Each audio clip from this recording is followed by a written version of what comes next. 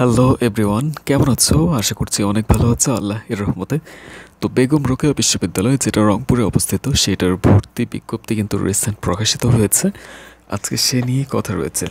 GST অধিভুক্ত এই বেগম রোকেয়া বিশ্ববিদ্যালয়ের সার্কুলারটা পড়ছে, তোমরা একটু ভালো করে জেনে নাও।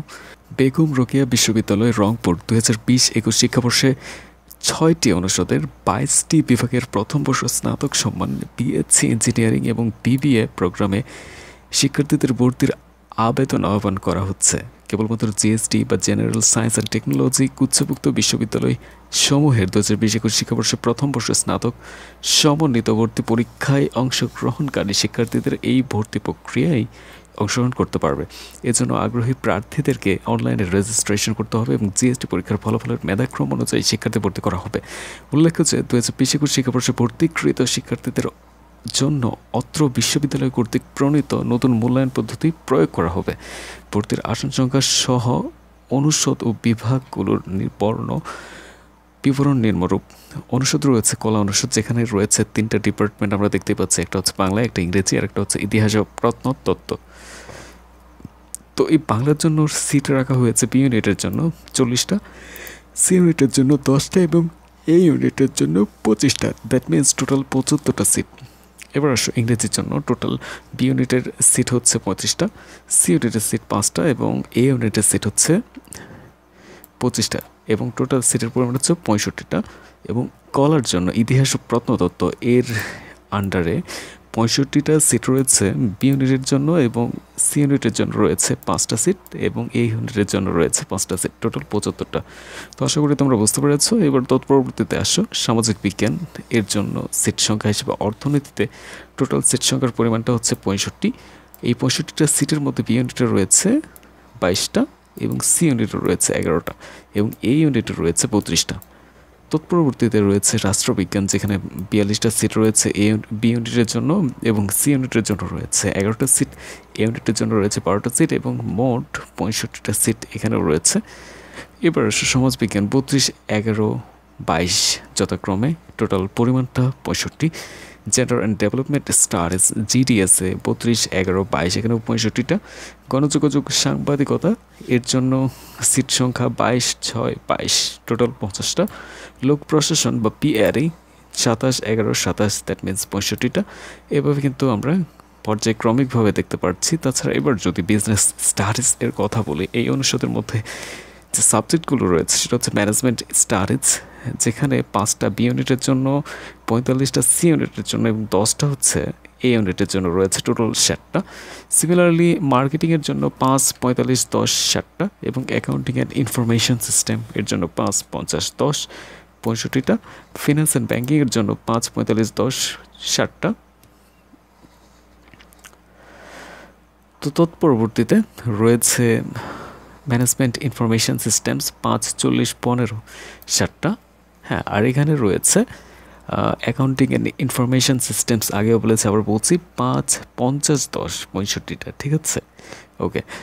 এবার নেক্সট পার্ট হচ্ছে আমাদের কাছে ম্যানেজমেন্ট ইনফরমেশন সিস্টেমস 5, 40, 15, যেখানে টোটাল পরিমাণটা দাঁড়াচ্ছে 60টা।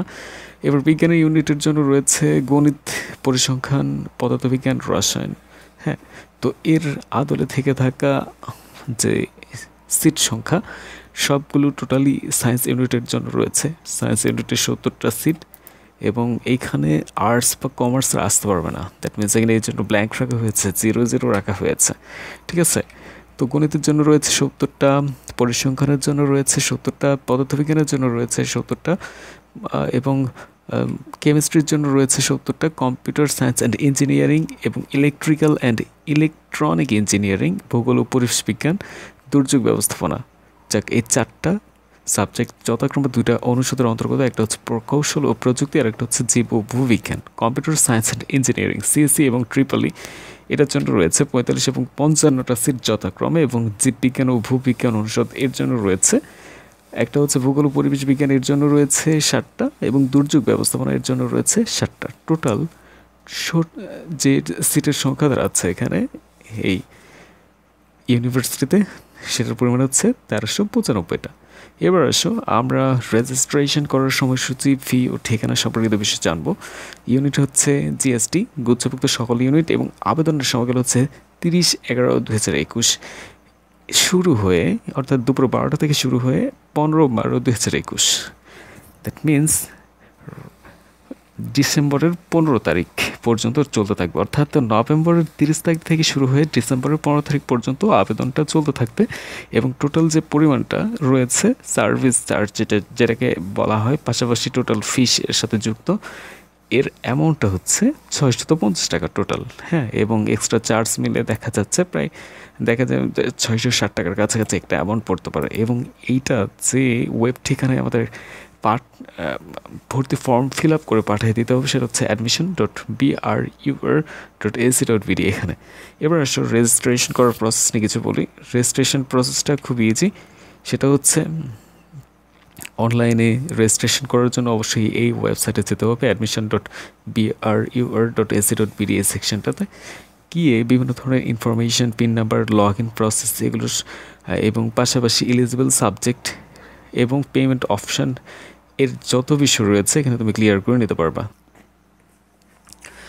এরপর আসো কলা অনুষদের মধ্যে বাংলা, ইংরেজি, ইতিহাস ও প্রত্নতত্ত্ব এই বিভাগগুলো রয়েছে, যার ইংরেজি সাবজেক্ট পাওয়ার জন্য অবশ্যই জিএসটি পরীক্ষায় ইংরেজি বিষয়ে ন্যূনতম একটা মার্ক দেওয়া আছে। সেটা হচ্ছে এ ইউনিট থেকে কমপক্ষে 4 মার্ক, বি ইউনিট থেকে কমপক্ষে 10 মার্ক এবং সি ইউনিট থেকে কমপক্ষে 4 মার্ক করে পেতে হবে। সমাজবিজ্ঞান অনুষদ এর মধ্যে তোমাদের এখানে দেওয়া আছে অর্থনীতি, রাষ্ট্রবিজ্ঞান, সমাজবিজ্ঞান, জেন্ডার অ্যান্ড ডেভেলপমেন্ট স্টাডিজ, গণযোগাযোগ, সাংবাদিকতা, লোক প্রশাসন এই সাবজেক্টের জন্য অবশ্যই ইংরেজিতে বি ইউনিট ভুক্ত পরীক্ষার্থীদের জন্য কমপক্ষে 10 নাম্বার করে পেতে হবে। ঠিক আছে, এবার চলে আসো বিজনেস স্টাডিজ এর ক্ষেত্রে যে সকল সাবজেক্ট রয়েছে, management studies, marketing, accounting, information systems, finance and banking, management information systems, এই সাবজেক্টগুলো পাওয়ার জন্য তোমাদের জিএসটি পরীক্ষায় ইংরেজিতে ন্যূনতম এ ইউনিট থেকে 3, বি ইউনিট থেকে 8 এবং সি ইউনিট থেকে 3 পেতে হবে। ঠিক আছে, তারপর বিজ্ঞান ইউনিটের জন্য এই যে সাবজেক্টগুলো রয়েছে, বিজ্ঞান কলার জন্য বা বিজ্ঞান অনুষদের জন্য যে সাবজেক্টগুলো রয়েছে এর জন্য কোনো না মার্ক দরকার সেরকমভাবে আমাদের কাছে দেখা যাচ্ছে না। তবে এইচএসসিতে অবশ্যই এগুলো পড়ার জন্য গণিত থাকতে হবে, পরিসংখ্যান নিয়ে পড়ার জন্য পরিসংখ্যান অথবা গণিত থাকা আবশ্যক। দেন প্রকৌশল ও প্রযুক্তি এই সেক্টরে কোনো মার্ক ইংরেজির উপর আসলে প্রযোজ্য না, এই জন্য দেওয়া আছে প্রযোজ্য নয়। এটা হচ্ছে ইংলিশ মার্ক সেকশন এর পার্ট থেকে বলা হচ্ছে। এবং ট্রিপলি অথবা সিএসসিতে পড়ার জন্য গণিত থাকা আবশ্যক এইচএসসিতে। ঠিক আছে, এগুলো বিষয় নিয়ে কথা বলা হয়েছে। এবার আসো আবেদনকৃত শিক্ষার্থীদের জিএসটি পরীক্ষায়, এবার খুব সবথেকে ইম্পর্ট্যান্ট আরেকটা বিষয় বলা হচ্ছে এখানে, কিন্তু আবেদনকৃত শিক্ষার্থীদের জিএসটি পরীক্ষায় প্রাপ্ত নম্বর ও পছন্দক্রম অনুযায়ী বিষয় নির্ধারণ করে চূড়ান্ত ফল প্রকাশ করা হবে। চূড়ান্ত ফলাফল প্রকাশের পর ফলাফল অনুসারে সাক্ষাৎকার, কাগজপত্র যাচাইকরণ করা হবে। আসন শূন্য থাকা সাপেক্ষে পরবর্তীতে অপেক্ষামান তালিকা থেকে প্রকাশ করা হবে নতুন লিস্ট। ভর্তি প্রক্রিয়া শেষ না হওয়া পর্যন্ত ভর্তিকৃত শিক্ষার্থীদের মধ্যে অটো মাইগ্রেশন প্রক্রিয়া চলমান থাকবে। আর তোমাদের বলে রাখি, মাইগ্রেশন হচ্ছে বা অটো মাইগ্রেশন হচ্ছে এক সাবজেক্ট থেকে অন্য সাবজেক্টে গমন করার প্রক্রিয়া। দ্যাট মিনস অপছন্দনীয় সাবজেক্ট থেকে পছন্দনীয় সাবজেক্টে চলে যাওয়া বা গমন করার প্রক্রিয়া হচ্ছে অটো মাইগ্রেশনের বিষয়টা এর সাথে জড়িত। একাধিক শিক্ষার্থী একই নম্বর পেলে জিএসটি পরীক্ষায় ইংরেজি বিষয়ে প্রাপ্ত নম্বর, জিএসটি পরীক্ষায় ভর্তির রোল নম্বরের ক্রম মেধা অনুসারে যে মেধাক্রমটা নির্ধারণ করা হবে সেটাই বলবৎ থাকবে। এবার আসো কোটায় ভর্তি, আসন সংখ্যা, ভর্তির যোগ্যতা, বিভাগ নির্ধারণ। এর মধ্যে রয়েছে মোট আসন সংখ্যার শতকরা 5 জন মুক্তিযোদ্ধা কোটা বা এফএফকিউ বা এফএফজি, শতকরা 1.5% ক্ষুদ্র নৃগোষ্ঠী বা SEQ, শতকরা 1 জন প্রতিবন্ধী PRQ ফিজিক্যালি ডিসেবলড কোটা যেটাকে বলি আমরা, শতকরা 2 জন পোষ্য কোটা ওয়ার্ড কোটা বা WQ, শতকরা 0.5 জন দলিত বা SQ কোটায় ভর্তি করা হবে। হ্যাঁ, মুক্তিযুদ্ধ কোটার ক্ষেত্রে সর্বাধিক যে সরকার কর্তৃক ঘোষিত নীতিগুলো আছে সেগুলো অনুসরণ করা হবে। কোটায় ভর্তি ইচ্ছুক শিক্ষার্থীদের সাক্ষাৎকার গ্রহণ করা হবে। বিভাগসমূহের ভর্তির শর্ত পূরণ সাপেক্ষে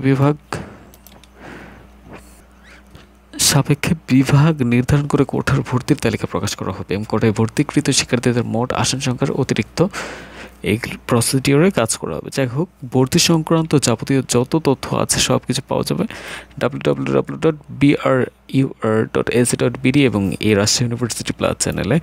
যে কোনো তথ্যের জন্য অবশ্যই এই নাম্বারগুলো দেওয়া আছে, এখানে কল করা যেতে পারে। যে কোনো হেল্পের জন্য, কোনো কিছু ভুল ত্রুটি এর সমাধানের লক্ষ্যে, অথবা ইমেল করতে পারি আমরা admission@brur.ac.bd। এইখানে ভর্তি বিজ্ঞপ্তি যে কোনো বিষয় পরিমার্জন এই ক্ষমতাটা শুধুমাত্র বিশ্ববিদ্যালয় কর্তৃপক্ষ সংরক্ষণ করবে। তো আশা করছি তোমরা আমার কথাগুলো বুঝতে পেরেছো। আমি যেগুলো বোঝানোর চেষ্টা করেছি, যদি ভিডিওটি হেল্প করে থাকে তোমাদের, কাইন্ডলি আমাকে হেল্প করে দিও সাবস্ক্রাইব করার মাধ্যমে, যাতে এরকম ইনফরমেটিভ ভিডিও তোমাদের কাছে আবার পৌঁছাতে পারে। সে পর্যন্ত ভালো থাকো, সুস্থ থাকো, আল্লাহ হাফেজ।